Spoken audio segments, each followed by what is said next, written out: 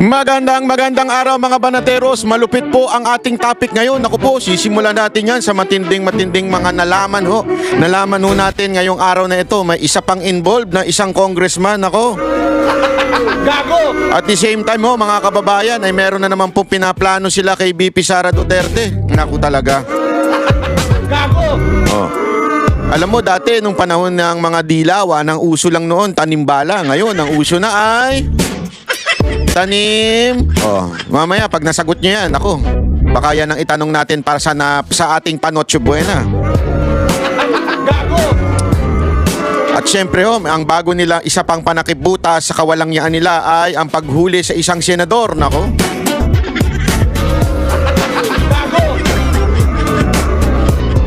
At mamaya meron tayong babanata na medyo madaldal at saka medyo yung kanyang labi po masyadong matalim. To the point, yung talim ng kanyang labi ay hindi na pumapatas sa talim ng kanyang utak. Nako. Oh, mga banateros ha, nag-follow na po ba kayo dun sa ating bagong channel na Banat by 360? O, sa mga hindi pa po nakakaalam ng Banat by 360, yan po yung ating bagong channel na kung saan ay tatalakayin natin ang lahat ng issue sa lipunan, mga nagte-trending, tungkol sa love life nyo, tungkol sa mga kabit nyo, lahat ng bagay, lahat ng aspekto ng ating buhay. Pag-usapan na rin natin yung mga lugar na magandang puntahan at yung mga lugar na wag yun ang puntahan dahil walang kwenta, ganun. Kasi diba yung mga review, ito, unique yung channel na yun. Yung review kasi ng iba, alam mong gusto lang magpa-sponsor. Diba? Yun yung review ng iba gusto lamang magpa-sponsor, kaya sila nagre-review. Yung review natin, real talk, Brad, ha? Kaya yung mga restaurant dyan, mga hotel dyan, at saka mga kung ano-ano pang pupuntahan natin. Naku po, siguraduhin yung masarap kayo at masarap yung pagkain nyo. At maayos ang inyong serbisyo, kung hindi makakatikim kayo ng malupit na banat kay Banat Bay. Yan yung ating bagong channel, Banat by 360. Babanatan natin ng lahat ng bagay. Pero at the same time, may moral lesson din po. Meron din tayo matututunan. Simulan na po natin. Ito kasi merong bagong issue. Noong isang araw, sa aking Facebook account, baka hindi pa kayo nakafollow, magpunta na kayo sa aking Facebook account. Sa aking Facebook account po, meron po akong pinost. At hindi pala Facebook ko account ko. Facebook pala ni Jay Guevara, nangaagaw ng content yung animal na yun eh. Gago! Doon sa kanyang live ay sinabi ko na merong isang congressman na bagong involved dito sa di umano ay flood control o ghost flood control o itong issue ng mga insertion. Yan po ay yung nagngangalang Sam Bersosa. Pero bago po mangyari ang mga ganyang klaseng usapan, ulitin lang po natin mga kababayan, baka naman pwede mag-subscribe na po kayo kasi sa mga nanonood, 52% hindi nakasubscribe. Pero alam nyo nakita ko yung statistics medyo umaangat na po ito. Marami na po ang nanonood na nakasubscribe. Pero kung maaari pa, yung iba pa, yung remaining na nanonood, baka naman pwede tayo mag-subscribe. Okay. Ito na nga, pag-usapan na po natin yung siya po ay napangalanan ng bilyonaryo. Hindi po ako nagpangalan yan, Sam Bersosa, makinig ka ng malinaw. Bilyonaryo po ang nagpangalan sa'yo, yung network na, ewan ko kung sino may-ari nun. Pinangalanan ka dahil yung dung daw sa diniliver na mali-malitang pera na ipinakita ni Zaldico, nakita yung sasakyan na Maserati. Yung Maserati po ay ang nagdi-distribute po niya na yung kumpanya di umano ni Sam Bersosa. Mamaya papakita natin, may resibo. May resibo. Papakita natin yan. Baka sabihin naman ninyo, chismis. Hindi tayo mahilig sa chismis. Alam mo naman tayo. Yung chismis nga tungkol kay Rapi Tulfo, medyo ayoko pa makisawsaw Ay nako, napagtanong-tanong kasi natin ayoko naman dating kumakampi tayo kay Rapi. Ayoko kayo ng ganun Mali. Kung sa mali, mali talaga yung kung totoo yung sinasabi ng babae Kung totoo yung sinasabi ng babae, mali. At yung mga hirit ng kanyang kapatid na si Mon Tulfo, na kesyo, ano daw yun? Ang dami niya sinasabi. Sablay, kasi may asawa si Rapi Tulfo. At yung mga nagkukumpara kay Pangulong Duterte, kay Rapi Tulfo, si Pangulong Duterte, single yan. Wala akong hindi pa ho yan nagpakasal nung panahon na sinasabi nila ng bababae daw si Pangulo. Nag-anal na po siya noon. Etong si Rapi Tulfo, may asawa ho ito. Kaya kung sasabit at sabit lang, kung totoo yung sinasabi ng babae, may sabit itong si Rapi Tulfo. Pero ang punto doon, totoo ba yung sinasabi ng babae? Kasi alam mo naman, marami ngayon ang taghirap na dahil nawala na yung mga Pogo Boys. Nawala na rin yung mga contractor boys. Nababawasan na sila. Kaya naman, umuunti na ang supply. Umuunti na mga SP ngayon. Alam niyo SP? Bahala kayo sa buhay niyo. Hindi. SPO, sponsor. Sponsor, sabi nga nila. Sponsor mo yan, sponsor mo. Ibig sabihin yung mga... Yung dati kasi ang tawag dyan, sugar daddy. Ayaw nilang tawagin ng sugar daddy. Sponsor na daw yan. O SP, ika nga. Ba't kaya SP, no? Hindi po Senator Ping yan, ha? O kaya Senate President, iba-iba. SPO, SP is sponsor. Yan ang kanilang mga code.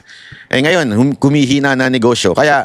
Sabi nila, meron din ako narinig na yung ibang babae na nagsasabi ngayon, nagpapataas lang ng presyo.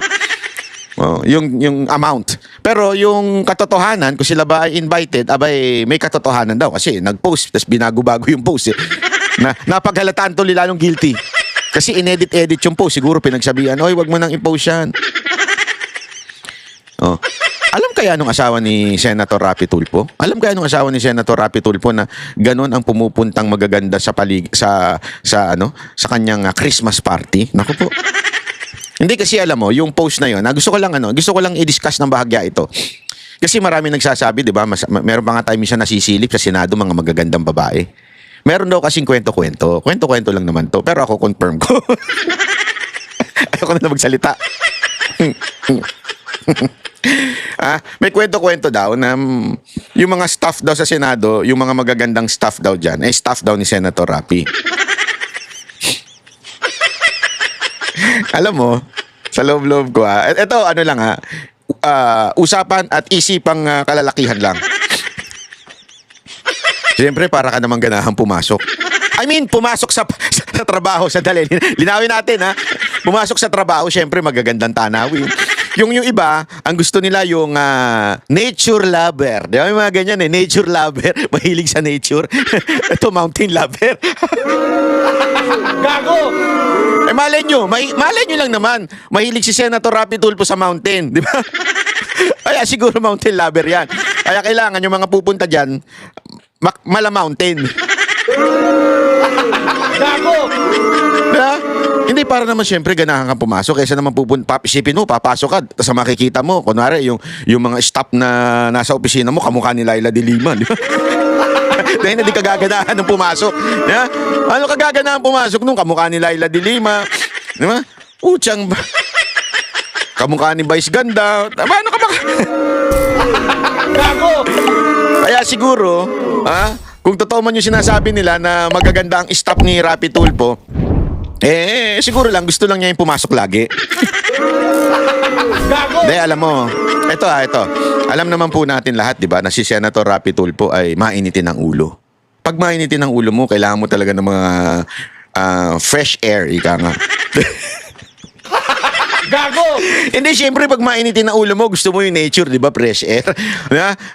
Gusto mo ba yung crowded, amoy lupa na... Siyempre, gusto mo yung fresh air. Yung sariwa pa ang Kaya siguro gano'n ang mga staff niya. Kung totoo man yun, Pero ang lupit, Kasi alam mo, nagulat din ako kasi nakita ko 250 ba yun o 350 yung tip. Ako medyo, sabi ko nga doon sa mga kaibigan ko, medyo malaking katarantaduhan naman yan. Alam ko na yung ganyang kasi alam ko na yung ganyang galawan. Ginagawa sa negosyo yan, lalo na pag kami talent kami, tataasan mo yung budget para pag nagkatawaran, mataas pa rin. Di ba? It's a business. Ngayon, nagkataon lang, yung sinasabi nitong tip na ganyan, ewan ko kung para saan yung tip na yan. Sobrang laki niyan. Sobrang laki para sa isang tip. Unless, SP ka. Alam mo yon, unless, binabahay ka. Yan, pwede pa ako dyan. Hindi ako pwede. Pwede pa akong maniwala sa ganyan. Kung 250, 350, binabahay ka niyan monthly. Retainers mo, 350. Ako, kumbinsido pa akong ganyan. Pero yung isang event lang, 350, kalokohan. Gago! Sorry nagpapataas ka lang ating ng budget. Wag ganun. Alam ko yung ganyang galawan ninyo. Kabisado ko yung ganyang galawan nyo, pataasan lang kayo ng budget. Di ba? Imposible yan. Kaya, yun lang. Gusto ko lang magkomento. Alam mo kung sino ang sablay dito? Ang sablay dito yung kapatid na si Mon Tulfo. Sinabi, ano ko nga, nakita ko na aninag ko, ewan ko kung totoo yun na parang sinita ni Ben Tulfo yung si Mon. Si Mon Tulfo, yung matandang kapatid, sablay talaga yan. Ever since sablay yan. Feeling ko kailangan na niyang magmahinga eh. I mean, mamahinga sa trabaho, yung pag-journalist niya. Kung ako sa'yo, Sir Mon Tulfo, magpahinga na po kayo. Tumigil na po kayo sa social media, tumigil na kayo sa media. Medyo yung edad ninyo, yung galawan ninyo, tsaka yung mga pananalita ninyo, parang parang ulyanin na. To the point na pati kapatid mo sumasabit na. Mantakin mo sabihin niya na aanhin mo daw yung manoy kung mga ganyang mga tapos okay lang naman daw kung mambabae, expect niya kaysa naman sa manlalaki. Hindi, okay yun eh. Sabihin mo yan, one, kung hindi public servant, yung kapatid mo. Senador yan eh. Hindi pwede mambabae yan. Okay? Bakit? May ethics na tinatawag. Meron tayong code of ethics sa public servant. Pangalawa, may asawa yung kapatid mo, sir. That's illegal in the law of the Philippines. That's adultery. And may kabayaran, may kaparusahan yan. Eh di parang nyo tuloy sinasabi na may katotohanan yung mga bintang ni Atty. Libayan nun. Di ba yan isa sa mga niya, yung pagdating sa asawa? So, yung mga ganyan mong bitaw, makakasira talaga kay Rapi Tulfo. Sira na nga ngayon eh. Sisirain mo pa. Nananahimik na nga sa mga issue ng korupsyon eh. Sisirain mo pa. Again it did not came from bashers ni Rapi Tulfo hindi nanggaling doon. Nanggaling ito doon sa babaeng inimbitahan, doon sa nag-post, na nagpunta doon sa event niya, nanggaling ito doon sa kapatid, yung mga komentong ganyan. So nanggagaling sa inyo, yung kasiraan na tuluyang kasiraan ni Rapi Tulfo. Idol nyo pa naman yan. Gago! Di ba? So, kawawa na yung tao. Mon Tulfo, yung mga style mo, naku, yayariin ka ni Ben Tulfo. Alam mo naman si Ben Tulfo,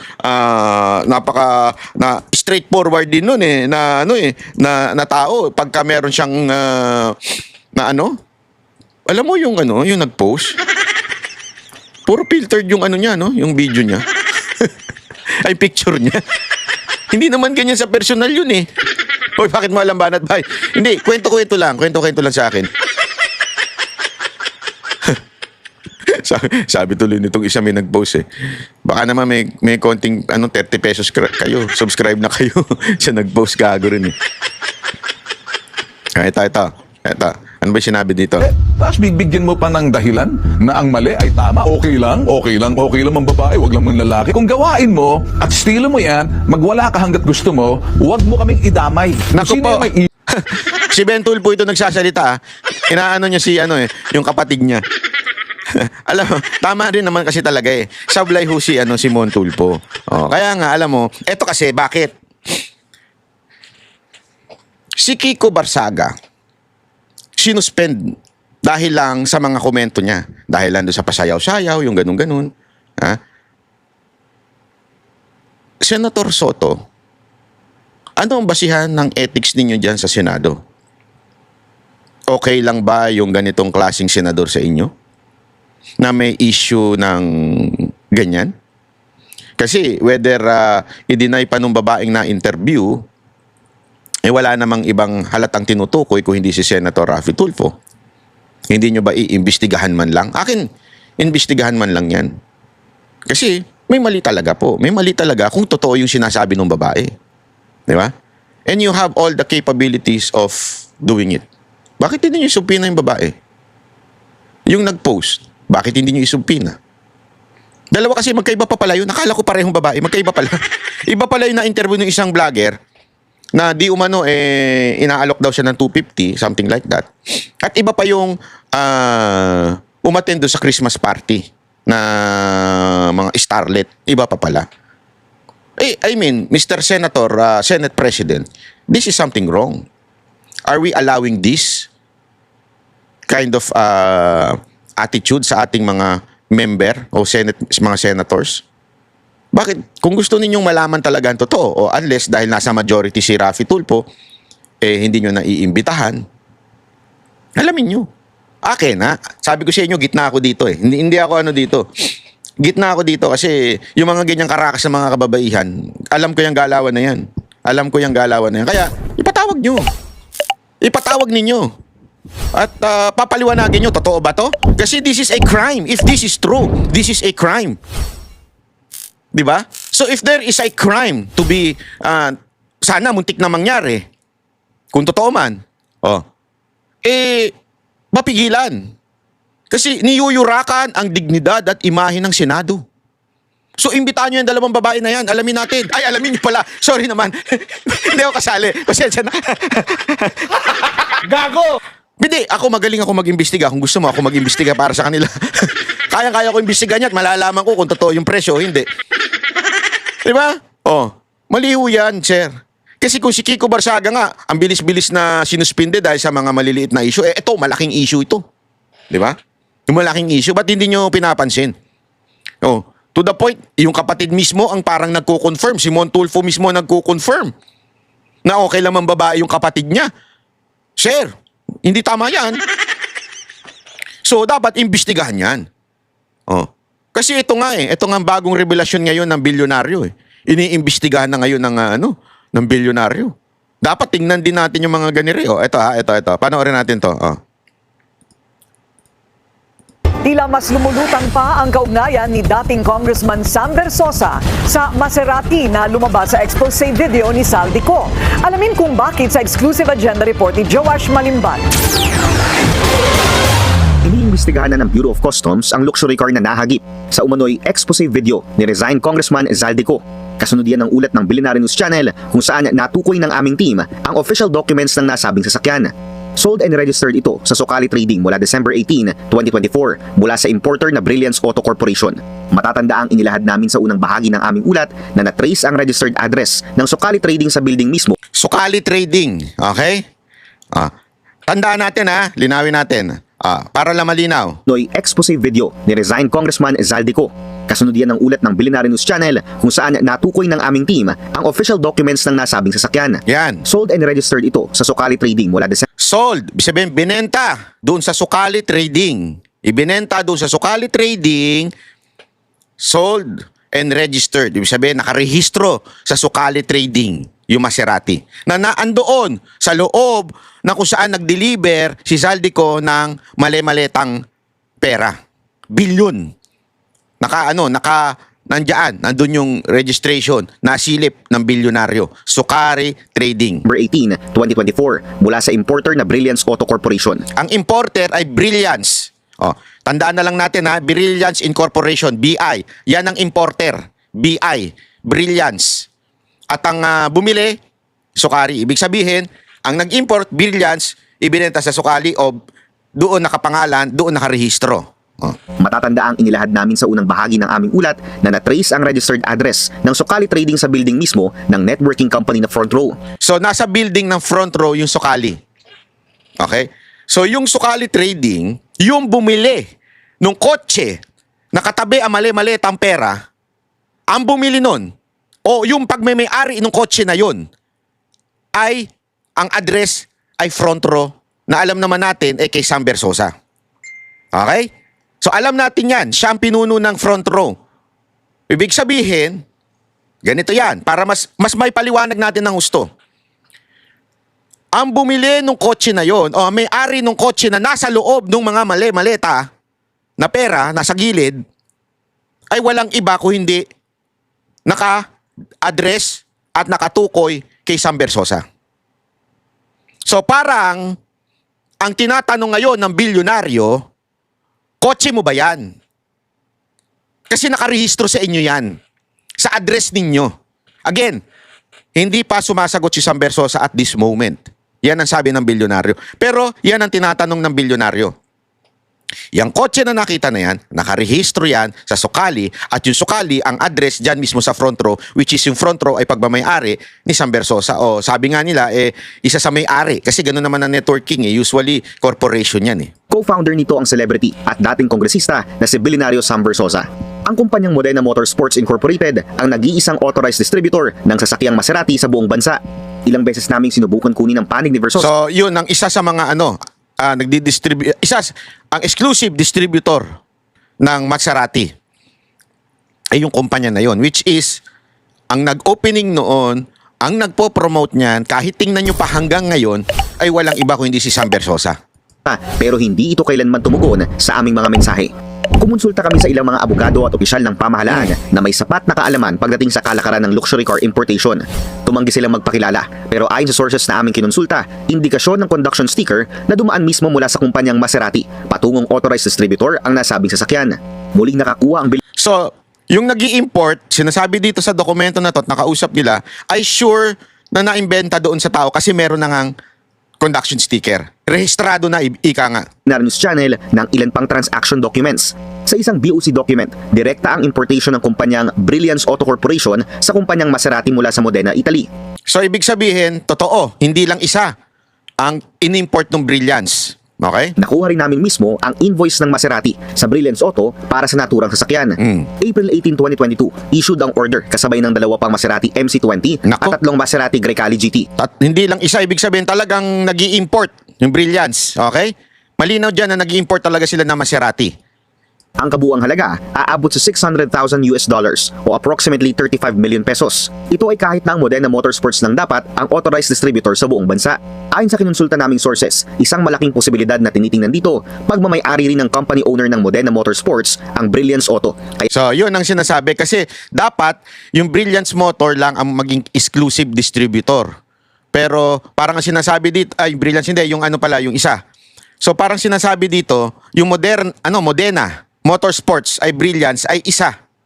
Iisa lang ang may-ari. Iniba-iba lang yung pangalan. ito nakakaangkat direkta sa Maserati sa Italy.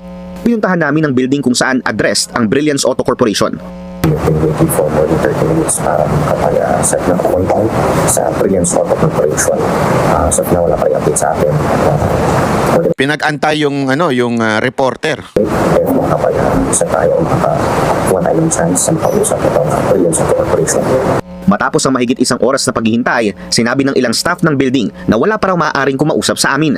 Sinubukan uli namin kunin ang panig ni Sam Versosa, pero muli, hindi ito tumugon sa aming mga mensahe. Patuloy rin namin kinuha ang panig ng DTI sa pagsisiyasat kung bakit Sige nga, baka makatulong yung DTI. Di ba yan yung ewan ko, yung ba yung nagsabi nung nung 500 na Noche Buena? address ang Sokali Trading sa building ng front row sa Quezon City, pero hindi raw muna sila magpapaunlak ng panayam. Para sa agenda, Ano kayang tinatago ng mga to? Bakit ayaw nilang pagpaano tong DTI? Ayaw din ng... Kasi maintindihan ko pa yung si Sam Versosa, although dapat din siya sumagot. Pero maintindihan ko pa siya kung hindi siya magsalita. Kasi ngayon, at the moment, talunan siya, so private citizen lang siya. So kung ayaw niya sumagot at kung abogado niya sasagot, walang problema yun. Pero ito, government itong DTI, dapat sumasagot ito. Maganda dyan, bilyonaryo, FOI niya yan. Ewan ko kung gumagana pa ngayon yun. Gago! Oh, di ba? Pero kung ako kay Sam Versosa, kung wala akong tinatago, kung walang discrepancy itong mga Maserati ko, bakit hindi ko magsalita? Kasi masisira yung pangalan ng Maserati pag hindi kayo nagsalita. Di ba? Baka mamaya, kesa bumili na yung mga tao ng Maserati, madadamay pa sila dyan sa issue na yan. Maganda, sagutin mo na yan para malinis mo yung pangalan mo at malaman na wala kang kinalaman doon.